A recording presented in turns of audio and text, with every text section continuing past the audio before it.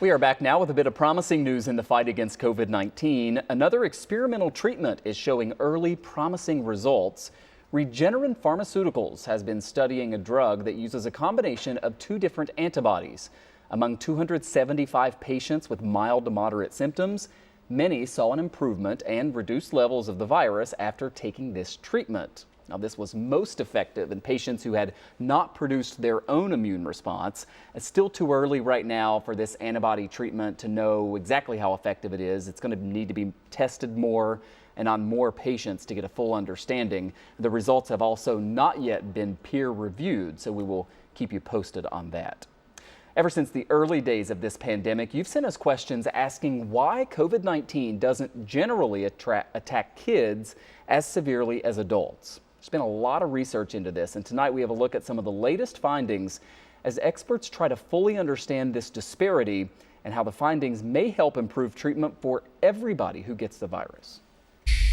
It's a simple question. Why aren't most kids getting sick from COVID-19? The answer is a bit more complicated. First, children are not immune. We've seen severe sickness and deaths, albeit that is extremely rare. Here are a few new insights. A recent paper published in the Proceedings of the National Academy of Sciences identified several factors that could be responsible.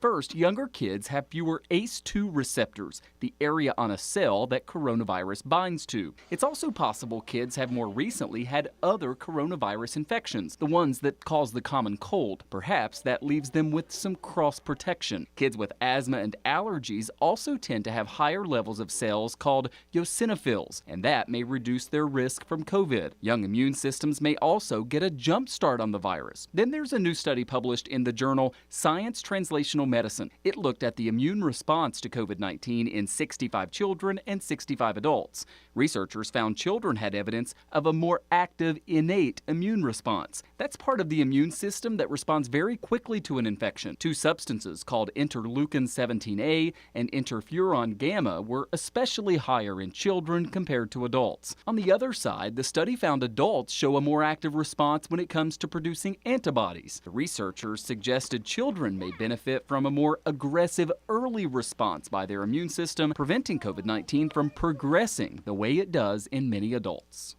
And again, we want to stress kids are not immune from this, and even if a child is asymptomatic, he or she could still transmit it to an adult who is at higher risk. But the fact that kids generally have more protection is one of the few enduring bits of good news in this pandemic.